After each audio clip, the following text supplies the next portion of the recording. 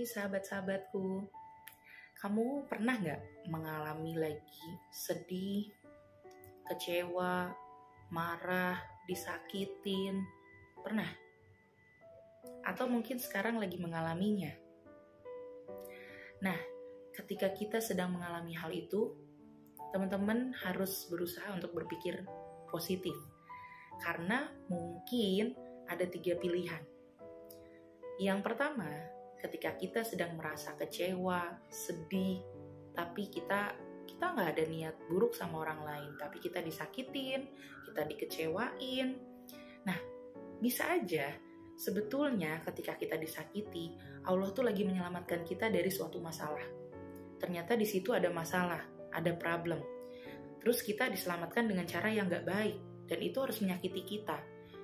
Mungkin kita diselamatkan dari masalah yang harusnya ada dan kita diselamatkan dari masalah itu. Mungkin itu yang pertama. Pilihan yang kedua, mungkin karena Allah sayang sama kita. Allah juga kangen sama kita. Allah pengen kita lebih dekat lagi, kita lebih berdoa lagi, lebih banyak memohon sama Allah. Karena biasanya ketika kita sedih, kita akan jauh lebih dekat sama Allah. Bener gak? Dan mungkin itu caranya Allah mengingatkan kita dan kangen sama kita. So, kita deketin Allah, banyak berdoa, banyak sholat sunat, dan lain sebagainya yang bisa teman-teman lakukan supaya Allah merasa kerinduannya sudah terobati. Karena kita sudah jauh lebih dekat. Dan banyak minta ya yang terbaik ketika kita sedang sedih. Karena Allah suka. Kalau ketika kita sedang dizolimi, biasanya orang terzolimi itu akan banyak dikabulkan doanya. Jadi kesempatan teman-teman untuk lebih dekat sama Allah. Itu yang kedua. Yang ketiga, mungkin saja Allah tuh mau kasih kita hadiah. Seneng gak sih kalau kita mau dapat hadiah?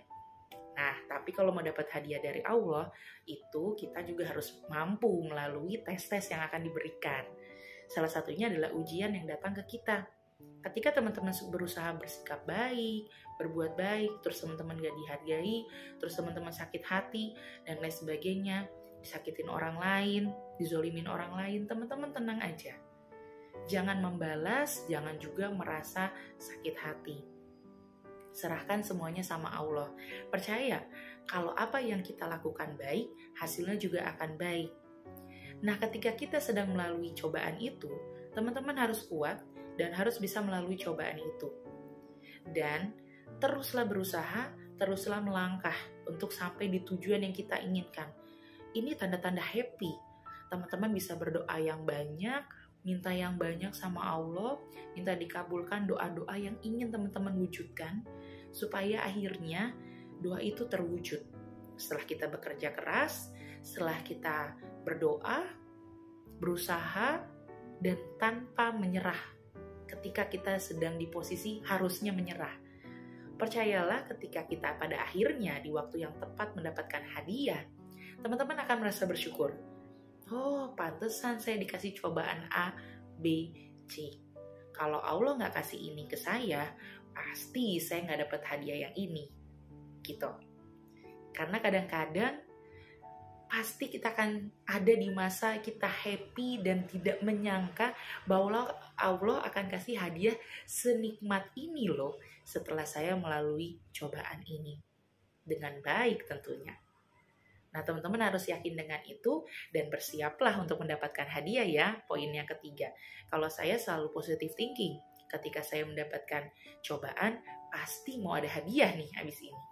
Saya lagi menunggu hadiah yang tepat yang akan Allah berikan kepada saya.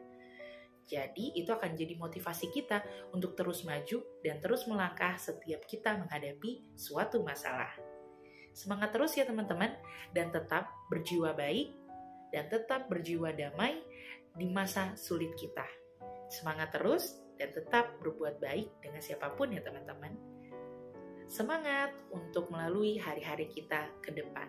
Sukses selalu untuk kita semua.